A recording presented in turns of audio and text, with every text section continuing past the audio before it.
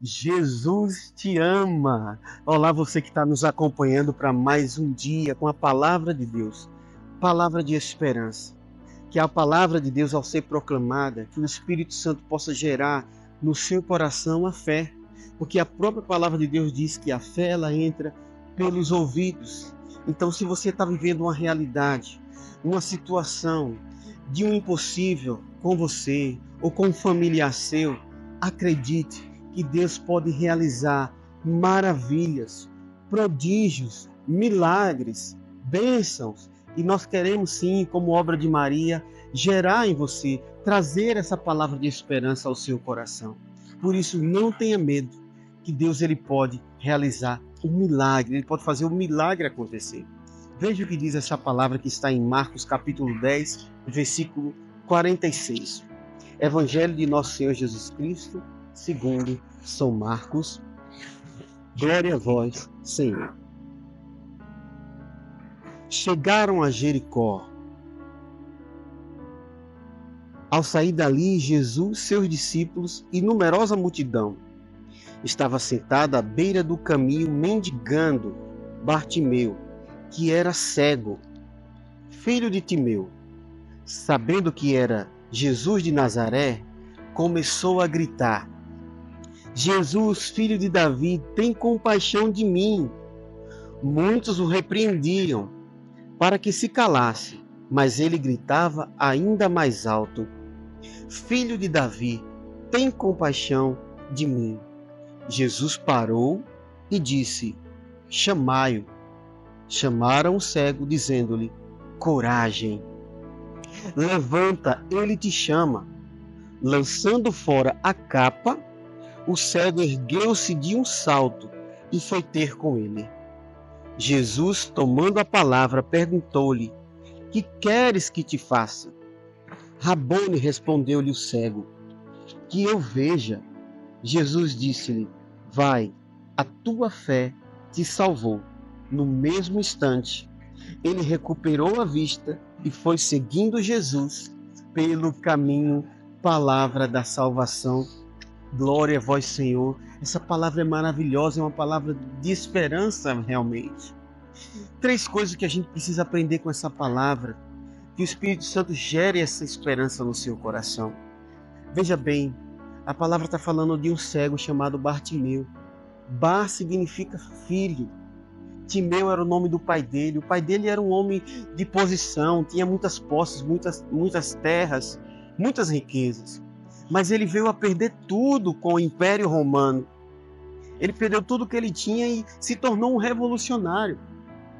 Então Roma mandou matar o pai de Timeu, mandou matar Timeu, e para que o filho dele não seguisse o mesmo caminho do pai, caminho de revolta, caminho de revolucionário, caminho de, enfim, arrancar os olhos do seu filho.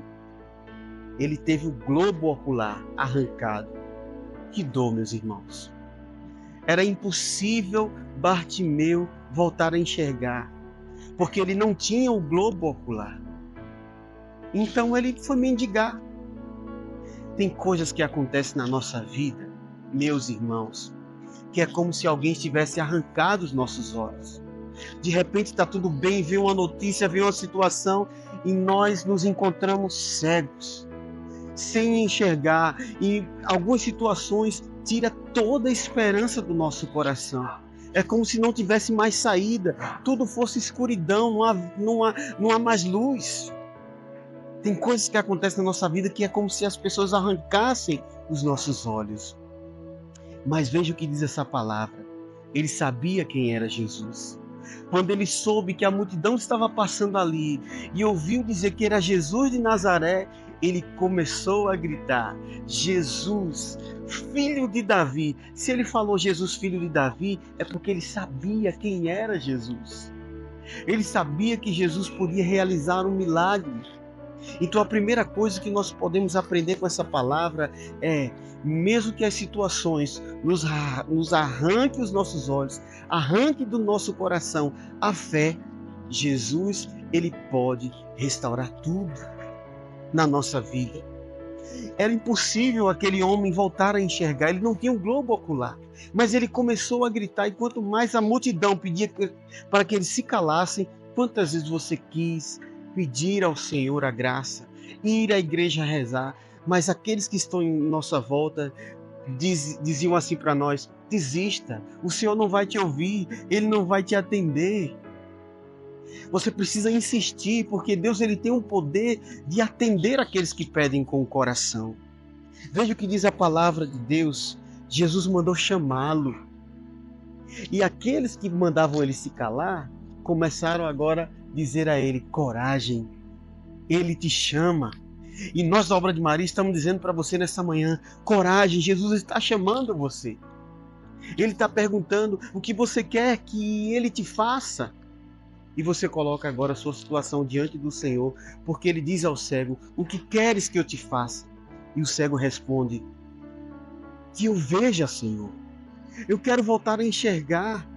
E aí, meus irmãos, acontece o grande milagre da criação. Aquele homem que não tinha o globo ocular, Jesus põe a mão nos olhos dele e cria novamente, recria mais uma vez os olhos daquele homem, e a palavra de Deus diz que ele volta a enxergar.